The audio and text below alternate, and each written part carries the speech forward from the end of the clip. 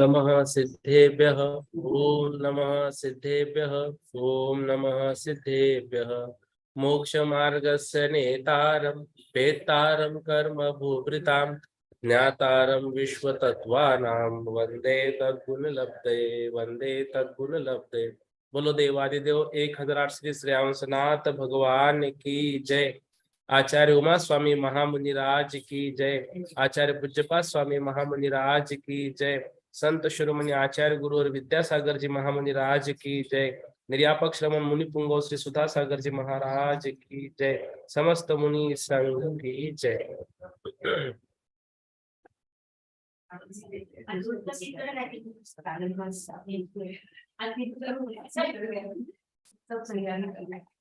कहाँ गए सब?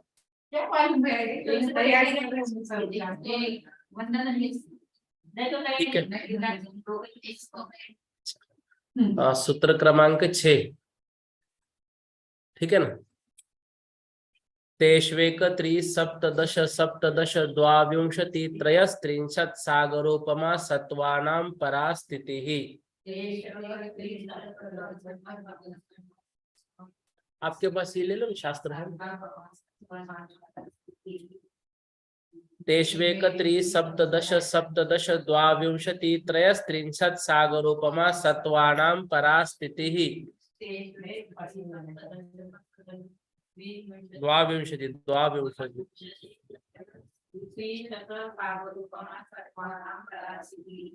नरकों के बारे में हम पढ़ रहे हैं। अब उस नरकों में आयु कैसी रहती है, उत्कृष्ट आयु, वो बता रहे हैं। तेष्वेक तेषु, ठीक है ना, उन नरकों में जीवों की उत्कृष्ट आयु। तेषु मतलब उन नरकों में। एक मतलब एक सागर, त्रि मतलब 3 सागर, सप्त मतलब 7 सागर, दश मतलब 10 सागर, सप्तदश मतलब 17 सागर, द्वाविंशति मतलब 22 सागर, त्रयस्त्रिंशत् सागरोपम मतलब 33 सागरोपम सत्वा नाम, सत्व मतलब होता है जीव, सत्वेशु मैत्री में पढ़ते ना। तो सत्वा नाम मतलब जीवों की परा स्थिति, परा मतलब उत्कृष्ट स्थिति होती है। उन नरकों में क्रम से ये आयु हमको लगानी है। सर्वार सिद्धि में व्याख्या कर रहे हैं। क्रम से संबंध हो जाता है। रत्न प्रभा में एक सागरोपम उत्कृष्ट स्थिति है। अब एक सागरोपम बोलो या एक सागर बोलो, एक ही बात है, ठीक है ना। तो रत्न प्रभा पृथ्वी में एक सागरोपम उत्कृष्ट स्थिति है। शर्करा प्रभा में 3 सागरोपम उत्कृष्ट स्थिति है। इस सूत्र में यथाक्रमम इस पद की अनुवृत्ति होती है, जिससे उन नरकों में भूमि के क्रम से एक सागरोपम आदि स्थितियों का वालुका प्रभा तक 7 सागरोपम उत्कृष्ट स्थिति है। पंक प्रभा में 10 सागरोपम उत्कृष्ट स्थिति, धूम प्रभा में 17 सागरोपम उत्कृष्ट स्थिति, तम प्रभा में 22 सागरोपम उत्कृष्ट स्थिति और महातम प्रभा में 33 सागरोपम उत्कृष्ट स्थिति है।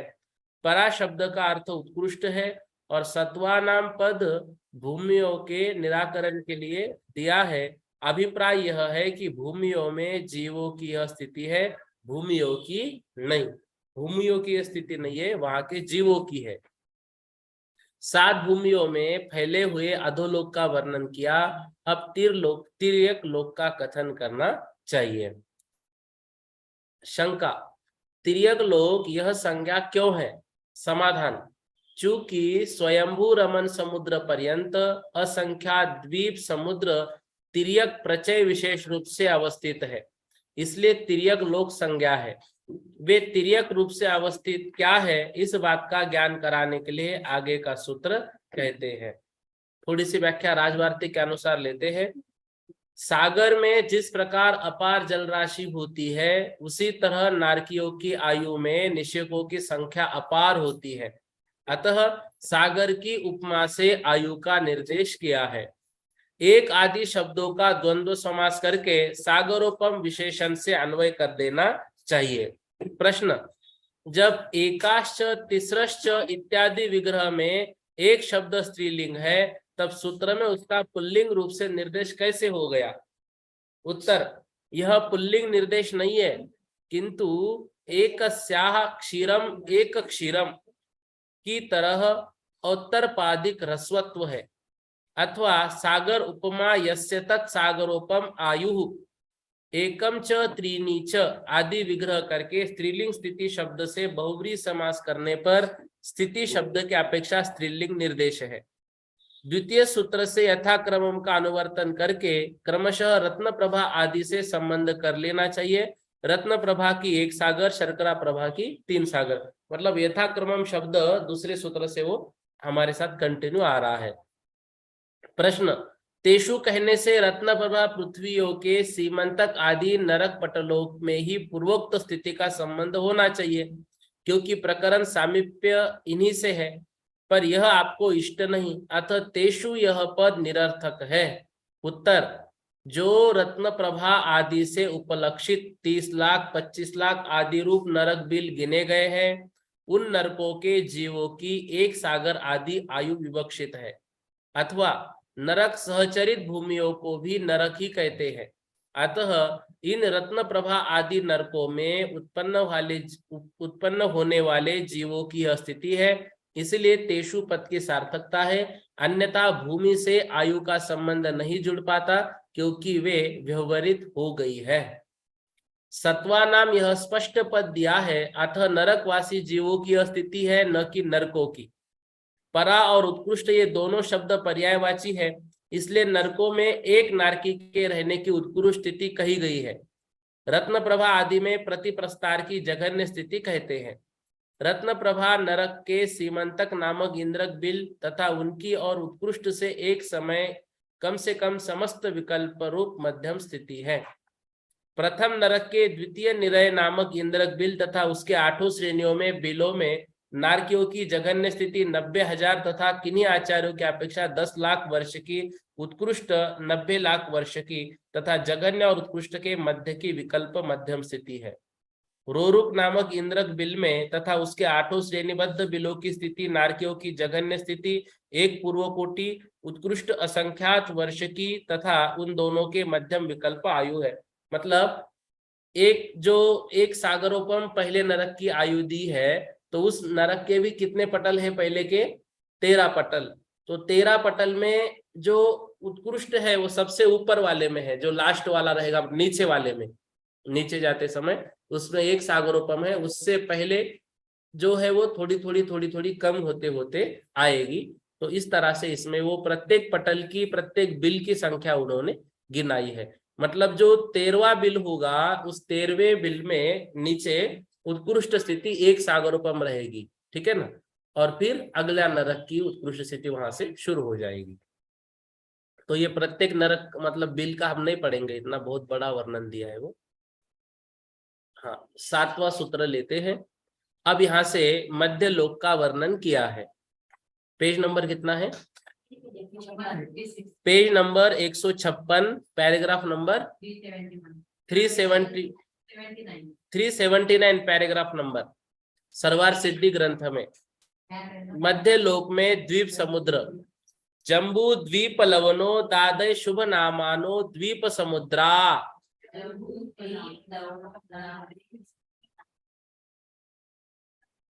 विसर्ग है ना? हाँ, जम्बू द्वीप लवनो दादय शुभ नामानो द्वीप समुद्रा।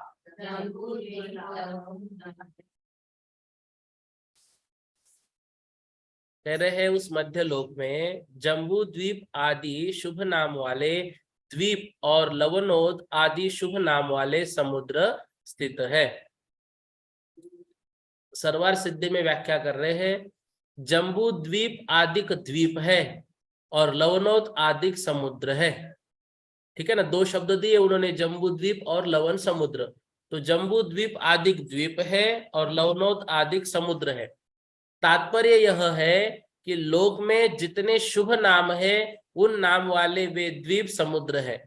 यथा जम्बू द्वीप नामक द्वीप लवनोद समुद्र, धातकी खंड द्वीप कालोद समुद्र, पुष्करवर द्वीप पुष्करवर समुद्र, वारुनिवर द्वीप वारुनिवर समुद्र, क्षीरवर द्वीप क्षीरवर समुद्र, घृतवर द्वीप घृतवर समुद्र, इक्षुवर द्वीप इक्षुवर समुद्र, नंदीश्वर द्वीप नंदीश्वर समुद्र। मतलब हम जो अष्टानिका में नंदीश्वर द्वीप वो ये द्वीप है। और उसके बाद नंदीश्वर समुद्र, फिर अरुणवर द्वीप अरुणवर समुद्र। इस प्रकार स्वयंभू रमन पर्यंत असंख्यात द्वीप समुद्र जानने चाहिए। अब इन द्वीप समुद्रों के विस्तार, रचना और आकार विशेष का ज्ञान कराने के लिए आगे का सूत्र कहते हैं। 2-4 लाइन है कराज वार्तिक की। अति विशाल महान जम्बू वृक्ष का आधार होने से यह द्वीप जम्बू द्वीप कहलाता है। इसका नाम जम्बू द्वीप क्यों हुआ?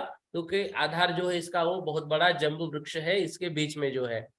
उत्तर कुरुक्षेत्र में 500 योजन लंबी चौड़ी तिगुनी परिध वाली, बीच में 12 योजन मोटी और अंत में 2 कोश मोटी भूमि है। उसके मध्य भाग में 8 योजन लंबा 4 योजन चौड़ा इतना ही ऊंचा एक पीठ है। यह पीठ पद्मवर वेदिकाओं से 1 योजन लंबा और चौड़ा 2 कोस ऊंचा मणिमय उपपीठ है। इस पर 2 योजन ऊंची पीठ वाला 6 योजन ऊंचा, मध्य में 6 योजन विस्तार वाला और 8 योजन लंबा सुदर्शन नाम का जम्बू वृक्ष है। इसके चारों ओर इससे आधे लंबे चौड़े और ऊंचे 108 परिवारभूत जम्बू वृक्ष है। मतलब इतने वृक्ष वहां 109 वृक्ष है। कहां पर? उत्तर कुरु में। मतलब जो सबसे सेंटर में आएगा कौन सा क्षेत्र? विधेय क्षेत्र, ठीक है ना। इस पूरे जम्बू द्वीप के सेंटर में आएगा विधेय क्षेत्र। विधेय क्षेत्र के जो बीच में भाग होते हैं 2, देवकुरु और उत्तर कुरु। तो उस उत्तर कुरु में जो परिधि है वहां पर जम्बू वृक्ष नाम का एक बहुत बड़ा वृक्ष है और उसके 108 जो है परिवार जम्बू वृक्ष है। इस कारण से इस द्वीप का नाम जम्बू द्वीप हुआ है। ठीक है ना। हाँ, 8वां सूत्र विशेषार्थ है क्या कुछ? नहीं। हाँ, द्वीर द्वीर विष्कम्बाः पूर्व पूर्व परिक्षेपिनो वलयाकृतयः। द्वीर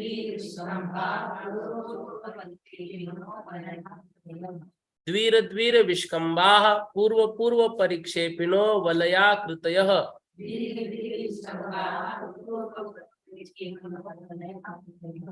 अब ये द्वीप और समुद्र कैसे है? तो द्वीर द्वीर विष्कम्बाः मतलब दूने दूने, विष्कम्भा मतलब विस्तार वाले, ठीक है ना। दूने दूने विस्तार वाले, पूर्व पूर्व परिक्षेपिनो, पूर्व पूर्व मतलब पहले पहले द्वीप और समुद्र को, परिक्षेपनो मतलब घेरे हुए, वलयाकृतयः, वलय मतलब होता है चूड़ी, तो चूड़ी के आकृतयः चूड़ी के आकृति के समान है। तो द्वीप और समुद्र दूने दूने विस्तार वाले हैं। पूर्व पूर्व द्वीप और समुद्र मतलब एक द्वीप को दूसरा समुद्र, समुद्र को फिर द्वीप, द्वीप को फिर समुद्र, इस तरह ये घेरे हुए हैं। और कैसे हैं? तो गेंद के आकार के न होकर चूड़ी के आकार के हैं, ठीक है ना। जैसे चूड़ी होती है, बीच में खाली स्थान और चारों ओर से घेरा, ऐसे ही ये सब पहला जम्बू द्वीप एक थाली का आकार है, बाकी सब चूड़ी के आकार के हैं, द्वीप और समुद्र, ठीक है ना। तो चूड़ी के आकार के समान है। द्वीप समुद्रों का विस्तार दूना दूना है। इस बात को दिखलाने के लिए सूत्र में द्वीर द्वीर इस प्रकार की विप्सा अर्थ में अभ्यावृत्ति वचन है। प्रथम द्वीप का जो विस्तार है लवन समुद्र का विस्तार उससे दूना है, जम्बू द्वीप से दूना लवन समुद्र, तथा दूसरे द्वीप का विस्तार इससे दूना है, दूसरा द्वीप इस लवन समुद्र से भी दूना है और समुद्र का इससे दूना। इस प्रकार उत्तर उत्तर दूना दूना विस्तार है। तात्पर्य यह है कि इन द्वीप समुद्रों का विस्तार दूना दूना है, इसलिए सूत्र में उन्हें दूने दूने विस्तार वाला ही कहा है। ग्राम और नगराधिक के समान ये द्वीप समुद्र की रचना न समझी जाए। मतलब जैसे होता है गांव, फिर उस गांव को लग के दूसरा नगर, फिर गांव, ऐसा तो ये ऐसी रचना नहीं है। ये एक दूसरे को घेरे हुए है इस बात को बतलाने के लिए पूर्व पूर्व परिक्षेपिन यह वचन दिया है, अर्थात ये द्वीप और समुद्र उत्तर उत्तर एक दूसरे को घेरे हुए हैं। सूत्र में जो वलयाकृत यह वचन दिया है वह चौकोर आदि आकारों का निराकरण करने के लिए दिया है। वलयाकृत क्यों दिया? क्योंकि ये द्वीप चौकोर आदि नहीं है, गोल है और गेंद के आकार का न होकर चूड़ी के आकार के हैं। अब पहले जम्बू द्वीप का आकार और विस्तार कहना चाहिए, क्योंकि दूसरे द्वीप समुद्रों का विस्तार आदि तन्मूलक है, इसलिए आगे का सूत्र कहते हैं। राजवार्तिक की 2-3 पंक्तियां हैं। मतलब उससे लिया जाएगा, उससे निकलेगा। भाई जम्बू द्वीप का एक आकार यदि हमको मिल गया तो फिर उससे दूने दूने करते जाना है, इसलिए जम्बू द्वीप तन्मूलक, जम्बू द्वीप से बाकी का अर्थ निकलेगा। ठीक है ना। राजवार्तिक, पहले द्वीप का जितना विस्तार है उससे दोना उसको घेरने वाले समुद्र का है, उससे दोना उसको घेरने वाले द्वीप का है। इस प्रकार आगे आगे दूने दूने विस्तार का स्पष्ट प्रतिपादन करने के लिए द्विर्द्वी ऐसा विप्सार्थक निर्देश किया। यद्यपि द्विर्द्वी इस तरह का समास करने से विप्सा अभ्यावृत्ति की प्रतीति हो जाती, पर यहाँ स्पष्ट ज्ञान कराने के लिए द्विर्द्वीर यह स्फुट निर्देश किया। द्वीप समुद्र ग्राम नगर आदि की तरह बेस लसीले नहीं है, किंतु पूर्व पूर्व को घेरे हुए हैं, चौकोर त्रिकोण आकार के नहीं है बल्कि गोल है, आदि के लिए वलयाकृत शब्द दिया है। ठीक है ना। ये तो ये मतलब इसको हमने तत्व सूत्र पढ़ते समय इससे देखा है मैप से, तो अभी उसकी आवश्यकता नहीं है मैप से देखने की है नहीं ना अभी तो कुछ। फिर भी एक आध मैप कल ला के देखेंगे, बड़ा यदि हो गया तो सोमवार को। तो बीच में जम्बू द्वीप है, उसको घेरा हुआ लवण समुद्र है, ऐसे फिर बाकी सब घेरे घेरे घेरे हुए ही है एक दूसरे से। ठीक है ना। ऐसा समझ में आता भैया, लेकिन जो साइड में है ना, मतलब जब अपन इसमें देखते हैं कि सेम ऐसी रचना उन जो है वैसी रचना जब दूसरे द्वीप में है, पुष्कर द्वीप में आदि में, हाँ, तो साइड में आ जाता है, उसमें नहीं समझ में आता। एक बार नक्शे से समझेंगे। बहुत इजी है वो, एक बार आप समझ लो। मुझे वो गोल उसमें समझ में आ जाता है, लेकिन उसमें दोनों तरफ की नदियां किधर जा रही है बस जैसे गोल में लगा है ना, जैसे गोल में टुकड़े हुए हैं, बस आधे टुकड़े इधर करना, आधे टुकड़े इधर कर लेना, बस उतना ही कर लेना तो इजी हो जाएगा। फिर भी एक बार नक्शे से समझ लेंगे, तो एक बार आप मतलब उतना समझ लिए ना तो हमें लाइफ टाइम वो बातें ये हो जाती है। ठीक है ना। नविता जी जैन बोलिए। जय जिनेन्द्र भैया जी। बोलो बोलो जय भैया जी। सभी तो हाँ, सभी द्वीप समुद्र वलयाकृति हैं, ये तो बात ठीक है, पर स्वयंभू रमण समुद्र तो चौकोर है, आखिरी वाला। कैसे चौकोर है? ऐसा ही हमको बड़े पंडित जी साहब से ऐसा पढ़ा था, ऐसा ध्यान में आ रहा है कि स्वयंभू रमण समुद्र, ऐसे नहीं, स्वयंभू रमण सब घेरे घेरे, सुनो ना, चौकोर है। सब घेरे हुए ही है। और जब राजवार्तिक हम पढ़ते हैं तो राजवार्तिक में आकलन स्वामी ने संपूर्ण समुद्र और द्वीप को गोली कहा है, यहाँ तक कि लोकाकाश को भी उन्होंने गोली माना है। तो हमें गोली मानना है, उसके बाजू में जो स्थान है उतना स्थान खाली है, उसके बाद वो चौकोर का आकार हो जाता है। ठीक है ना। समुद्र तो गोल गोल ही है, उसमें कोई शंका नहीं है। ठीक है। सीमा जी जैन बोलिए। भैया जी, ये पूरे मध्य लोक में एक ही जम्बूद्वीप तो होगा? हाँ, एक ही जम्बूद्वीप है ना। कहीं पे हमने पढ़ा कि असंख्यात है, तो वही हमने कहा क्लियर करें इसको, असंख्यात तो नहीं होगा, होगा तो एक ही। नहीं, जम्बूद्वीप एक ही है। हाँ, वही संख्यात द्वीप समुद्र गलत मिस्टेक से छप गया होगा। हाँ, फिर संख्यात द्वीप समुद्र मतलब अलग द्वीप अलग समुद्र उसके बाजू वाले। जी जी, ठीक है ना। जय जिनेन्द्र भैया जी। ये नविता दीदी ने जो प्रश्न पूछा वो समझ गए क्या? मतलब पहले गोल गोल गोल गोल है और लोकाकाश जो लास्ट में ऐसा होता है ना, तो वहां चौकोन होना चाहिए साइड में उसके। नहीं, निष्कुट क्षेत्र ये साइड का कॉर्नर, ये बीच में जो त्रस नाड़ी है 2 लाइन वाली सेंटर की, उसके बाजू में जो है वो निष्कुट क्षेत्र है, जो खाली स्थान है। जो पीला भाग है ना चारों साइड से, पीला भाग लाइट पीला, वो निष्कुट क्षेत्र है। हाँ, वो निष्कुट क्षेत्र है। हाँ, वही निष्कुट क्षेत्र है। अब जो सेंटर में है ना, उसके सेंटर में बीच की जो लाइन है जहां कमर पे हाथ रखा हुआ, ठीक है। अब बीच में जो गोल गोल गोल गोल होंगे, अब लास्ट में गोल कैसा होगा, क्योंकि उसका आकार चौकोन है, तो इसलिए वो बोल रही है नविता दीदी कि जो स्वयंभू रमण समुद्र है उसका आकार चौकोर जाने क्या।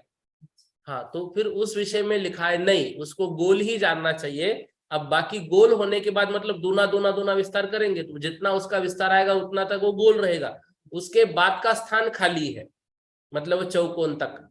तो ठीक है ना? द्वीप समझ सकते हैं उसको। हाँ, उसको द्वीप नहीं, समुद्र है। जैसे ये अब ये सेंटर में समझो हमने यहाँ कंगन रख दिया गोल, ठीक है ना, ये चौकोन में गोल रख दिया तो साइड में 4 कॉर्नर खाली हो जाएंगे ना, फिर इस स्पेस में क्या है, तो ये प्रश्न रहेगा। क्योंकि ये स्वयंभू रमन समुद्र लास्ट में गोल हो गया और ये लोकाकाश तो चौकोन है, फिर क्या बचेगा, तो ये यहाँ पर फिर खाली स्थान माना है। मतलब जिन्होंने लोकाकाश को चौकोर माना है उन्होंने इस स्थान को खाली स्थान माना है। ठीक है, और राजवार्तिककार तो इस लोकाकाश को ही गोलाकार मानते हैं, मतलब ये लोकाकाश ही गोल है। ये हम जो चौकोर मानते हैं ना 3D आकार में, ऐसा नहीं, गोल है पूरा ऐसा। तो उससे गोल कहने से फिर स्वयंभू रमन समुद्र गोल हो जाता है। लेकिन दिक्कत क्या आती है, जो घन राजू निकालते हैं ना, वो घन राजू में दिक्कत हो जाती है गोल मानने पर। ठीक है ना, तो दोनों मत हमको मानने हैं, लोकाकाश गोल भी मानना है और चौकोन भी मानना है। तो जिनके अनुसार गोल मानते हैं उनके अनुसार स्वयंभू रमन गोल मानने में दिक्कत नहीं है। जो चौकोर मानते हैं जो आचार्य, उनके अनुसार हमें ये लेना है स्वयंभू रमन समुद्र गोल हुआ, बाद में जो चारों साइड से खाली स्पेस आएगा वो खाली स्पेस है, वहां पे समुद्र नहीं है, उतना स्थान खाली है, उसके बाद वो लोकाकाश घेरा पूर्ण हो जाएगा। ठीक है ना, ये दोनों मत जो है वो हमको याद रखने हैं। अगला सूत्र ले ले। हाँ, तो अभी बोला था कि जम्बू द्वीप का एक बार आकार हमको समझ गया तो बाकी का आकार हमें अपने आप समझ में आ जाएगा। जैसे ये बोल दिया कि पहले द्वीप का जो आकार है उससे अगले समुद्र का आकार दुगना है, फिर उससे अगले द्वीप का आकार उससे दुगना है। तो ये दुगना दुगना समझ गए, तो पहला निकालना पड़ेगा जब भी तो आगे का हम निकाल पाएंगे। ठीक है ना, तो इसलिए बोल रहे हैं आप जम्बू द्वीप का आकार। तन्मध्ये मेरुनाभिर्वृत्तो योजन शतसहस्र विष्कंभो जम्बू द्वीप।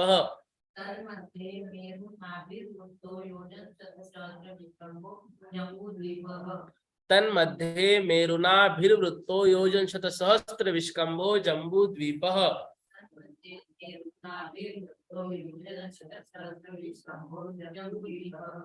अब कह रहे हैं तन मध्य, मतलब ये जो असंख्यात द्वीप और समुद्र बोले हैं उनके बीच में, उन सबके बीच में मेरुनाभिर्वृत्तो, मेरु नाभि, मेरु मतलब उस सुमेरु पर्वत, उसके मध्य भाग में सुमेरु पर्वत जो है ऐसा नाभि के समान, योजन शत सहस्त्र विष्कंभो, योजन शत सहस्त्र, शत मतलब 100, सहस्त्र मतलब 1000, तो 100,000 मतलब लाख।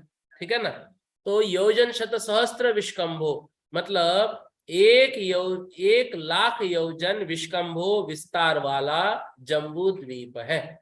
ठीक है ना, तो इन द्वीप और समुद्र के बीच में, उन सब के बीच में गोल और 1 लाख योजन विष्कंभ वाला जम्बू द्वीप है। ठीक है ना, ये कैसा है, जिसके मध्य में नाभि के समान मेरु पर्वत है, और उस जम्बू द्वीप के भी सेंटर में नाभि के समान क्या है, एक सुमेरु पर्वत है। ठीक है, उस जम्बू द्वीप के सेंटर में सुमेरु पर्वत हुआ और वो जम्बू द्वीप जो है वो 1 लाख योजन का हुआ। तन्मध्ये पद का अर्थ उनके बीच में, शंका किनके बीच में, समाधान पूर्वोक्त द्वीप और समुद्रों के बीच में। नाभि स्थानीय होने से नाभि कहा है, जिसका अर्थ मध्य है। अभिप्राय यह है कि जिसके मध्य में मेरु पर्वत है, जो सूर्य के मंडल के समान गोल है और जिसका 1 लाख योजन विस्तार है, ऐसा यह जम्बू द्वीप है। शंका, इसे जम्बू द्वीप क्यों कहते हैं? समाधान, जम्बू वृक्ष से उपलक्षित होने के कारण इसे जम्बू द्वीप कहते हैं। उत्तर पूर्व में अनादि निधन पृथ्वी से बना हुआ अकृत्रिम और परिवार वृक्षों से युक्त जम्बू वृक्ष है। ठीक है ना, मतलब ये वनस्पति कायिक नहीं है, पृथ्वी कायिक है, पृथ्वी से बना हुआ, उसके कारण यह जम्बू द्वीप कहलाता है। इस जम्बू द्वीप में 6 कुल पर्वतों से विभाजित होकर 7 क्षेत्र है। वे कौन से हैं, इस बात को बतलाने के लिए आगे का सूत्र कहते हैं। ठीक है, उस जम्बू द्वीप के इन क्षेत्र जो होते हैं 7, वो किस कारण से हो रहे हैं ये बता रहे हैं। तो ये 10वें सूत्र से पहले 11वां सूत्र पढ़ते हैं, फिर 10वां पढ़ते हैं, ठीक है ना? है क्या? पढ़ो ना। अधोलोक का विवेचन कर आए हैं, इसके बाद मध्य लोक है। यह रत्न प्रभा पृथ्वी के ऊपरी भाग पर अवस्थित है। इसमें गोल आकार को लिए हुए है और एक के बाद एक को घेरे हुए असंख्य द्वीप और समुद्र है। इन सबके बीच में जम्बू द्वीप है। इसके बीच में और दूसरा द्वीप समुद्र नहीं है। यद्यपि गोल तो सब द्वीप और समुद्र है, पर वे सब चूड़ी के समान गोल है और यह थाली के समान गोल है। इसका व्यास 1 लाख योजन है। इसके ठीक बीच में मेरू पर्वत है। यह 1,40,000 योजन ऊंचा है। इसमें से 1,000 योजन जमीन में है। 40 योजन के आखिर में चोटी है और शेष 99,000 योजन का समतल से चूड़ी का तट है। प्रारंभ में जमीन पर मेरू पर्वत का व्यास 10,000 योजन है। ऊपर क्रम से घटता गया है। जिस हिसाब से ऊपर घटा है उसी हिसाब से जमीन में उसका व्यास बढ़ा है। मेरू पर्वत के 3 कांड है। पहला कांड जमीन से 500 योजन का, दूसरा 65,000 योजन का और तीसरा 36,000 योजन का है।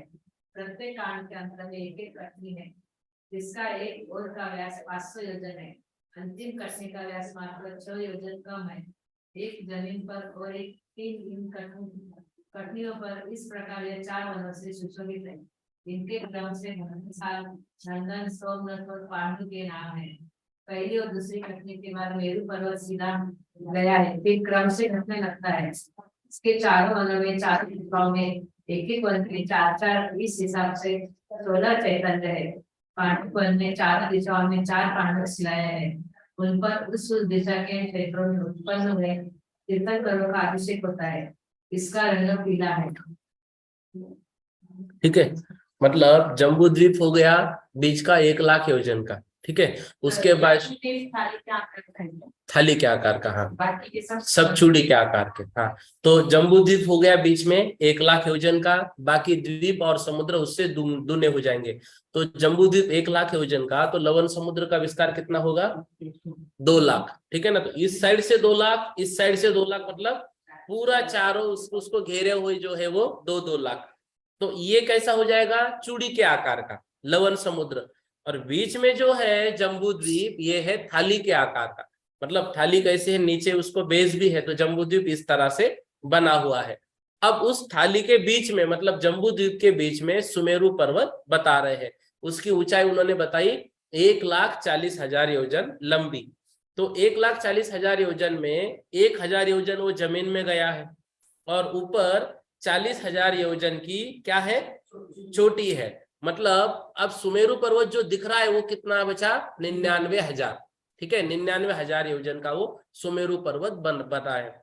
अब उसके बीच में चारों ओर जो पांडुक शिलाएं बनी है, उस सुमेरु पर्वत के बीच में चारों ओर से 4 पांडुक शिलाएं बनी है।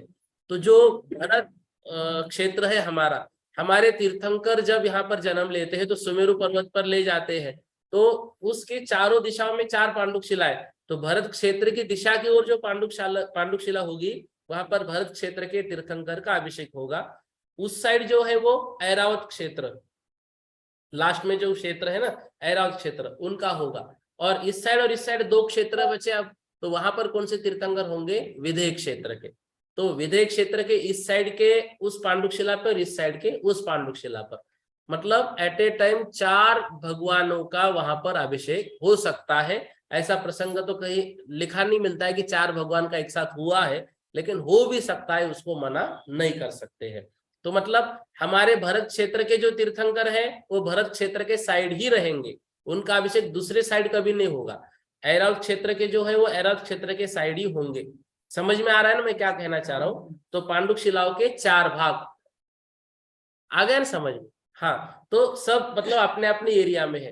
और उस समय जो है सौधर्म इंद्र, सोचो कितना भाग्यवान होगा कि मान लो भरत क्षेत्र के भी एक तीर्थंकर हो, ऐरावत क्षेत्र के भी हो, और दोनों विदेह क्षेत्र के 2 ऐसे 4 तीर्थंकर का अभिषेक हो, तो वो सौधर्म इंद्र चारों जगह पर जाकर विक्रिया से अभिषेक कर सकते हैं, ठीक है ना।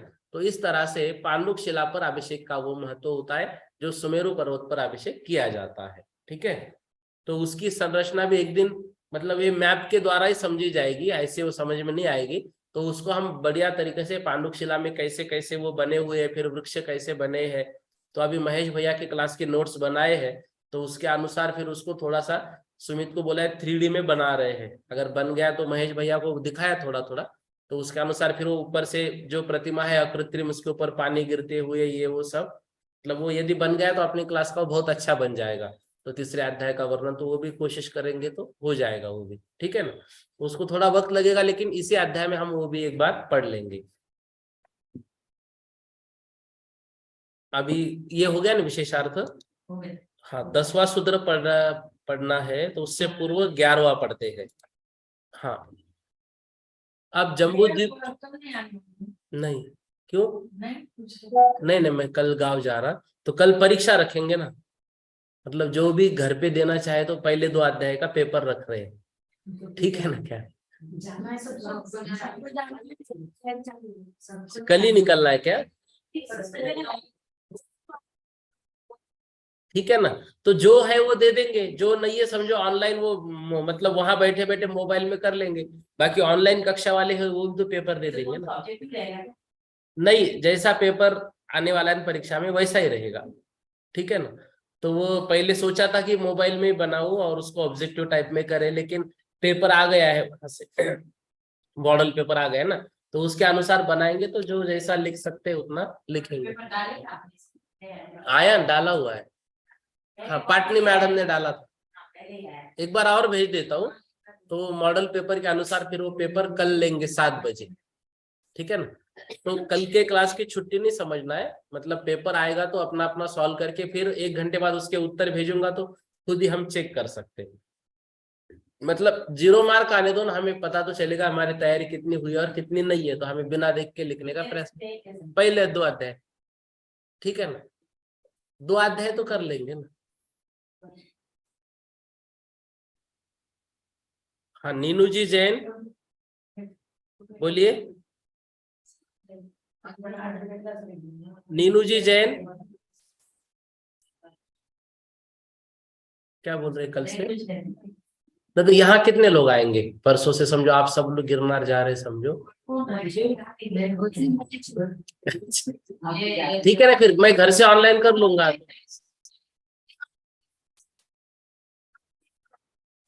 हाँ, तो 2-3 लोग हैं तो मैं आप आने तक ऑनलाइन कर लूंगा घर से, फिर आने के बाद इधर से कर लेंगे, ठीक है ना।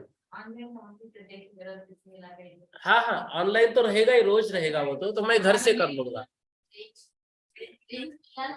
नहीं तो दूसरे दिन आप सुन सकते हैं ना यूट्यूब पे, जब रेंज मिले तब। हाँ, विनीता जी जैन पूछिए, अनम्यूट कीजिए आप। हाँ, जय जिनेन्द्र भैया जी। जय जिनेन्द्र भैया जी, इसमें है ना 7वें वाले सूत्र में लिखा है कि स्वयंभू रमण पर्यंत असंख्या द्वीप समुद्र जानने चाहिए, तो किस अपेक्षा से जानना चाहिए भैया जी? किस अपेक्षा से, मतलब जैसे जम्बू द्वीप है, उसके बाद लवन समुद्र है, फिर कालोदधी द्वीप, कालोदधी समुद्र, पुष्करवर द्वीप, पुष्करवर समुद्र, ऐसे आगे बढ़ते बढ़ते जाएंगे हम नंदीश्वर द्वीप, नंदीश्वर समुद्र, तो ऐसे असंख्यात द्वीप और असंख्यात समुद्र है। तो ये जो मतलब जम्बू द्वीप है ना, जम्बू द्वीप नाम भी बहुत बार आता है, पुष्करवर द्वीप नाम भी बहुत बार आता है, जैसे यही नाम बार बार भी आए हुए हैं उसमें। तो इस तरह से असंख्यात द्वीप और असंख्यात समुद्र है, ठीक है ना। ये असंख्या द्वीप समुद्र होते हैं भैया जी? और होते हैं, मतलब होते ही है। हाँ भैया देखो जी। ये तो शास्त्र में लिखा है ना, आगम को हम सर्वमान्य मानते हैं, तो आगम में लिखा है तो है ही। अच्छा, ठीक है अब भैया जी। नंदीश्वर द्वीप में तो भगवान मतलब देव लोग साक्षात जाके अभिषेक पूजा वहां पर कर रहे हैं, तो वो तो वर्णन है ही ना, तो नंदीश्वर द्वीप है ही। ठीक है भैया, ठीक जय है, जिनेन्द्र भैया जी। हाँ, 8वां नंदीश्वर द्वीप। नीनू जी जैन पूछिए, जल्दी से अनम्यूट कीजिए आप। नीनू जैन ग्वालियर लिखा है, ठीक है चलो। 11वां सूत्र, तद विभाजिन पूर्वापरायता हिमवन महाहिमवन निषद नील रुक्म शिखरिनो वर्षधर पर्वताः।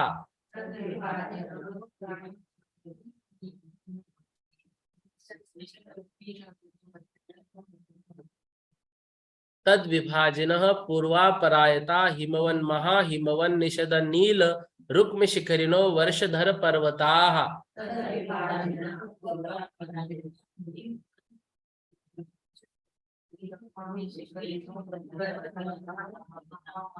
अब कह रहे हैं जो जम्बू द्वीप है, उस जम्बू द्वीप में तद विभाजन करने वाला पूर्वापरायता मतलब पूर्व दिशा से लेकर परायता मतलब पश्चिम दिशा पर्यंत हिमवन, महाहिमवन, निषद, नील, रुक्मी, शिखरिन और वर्षधर। ठीक है ना। तो ये वर्षधर शब्द सबके साथ लगाना है। तो हिमवन वर्षधर, महाहिमवन वर्षधर, निषद वर्षधर, नील वर्षधर, रुक्मी वर्षधर और शिखरी वर्षधर, इस तरह से ये पर्वताः, ये 6 पर्वत है। ठीक है ना। वर्षधर का अर्थ पर्वत ही होता है, तो वो सबके साथ लगाना है। 6 पर्वताः मतलब इस तरह से ये 6 पर्वत है। तो ये 6 पूर्वापरायता मतलब पूर्व से लेकर पश्चिम तक। तो उस थाली में हम जब 6 इस तरह से पर्वत खींचेंगे तो अपने आप उस थाली के कितने भाग हो जाएंगे? 7 भाग हो जाएंगे। तो वो आप 10वां सूत्र लेते हैं। भरत हैमवत हरि विदेह रम्यक हैरण्यवतैरा वत वर्षा क्षेत्राणि।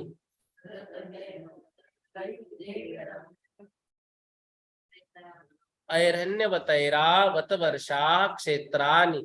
भरत हैमवत हरि विदेह रम्यक हैरण्यवतैरा वत वर्षा क्षेत्राणि।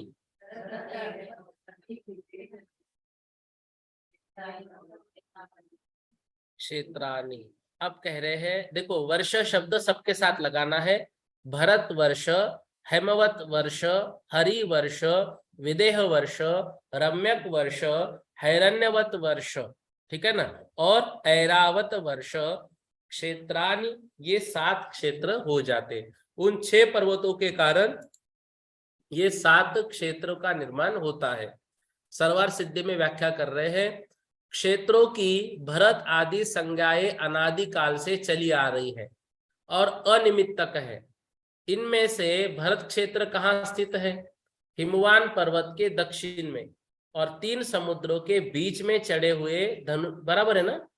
हाँ, और 3 समुद्रों के बीच में चढ़े हुए धनुष के आकार वाला भरत क्षेत्र है, जो विजयार्ध और गंगा सिंधु से विभाजित होकर 6 खंडों में बटा हुआ है। क्षुद्र हिमवान के उत्तर में और महाहिमवान के दक्षिण में तथा पूर्व पश्चिम समुद्र के बीच में हैमवत क्षेत्र है। निषेध के दक्षिण में और महाहिमवान के उत्तर में तथा पूर्व और पश्चिम समुद्र के बीच में, मतलब दोनों साइड से समुद्र है ना, लवन समुद्र जो गया है वह हरि क्षेत्र है।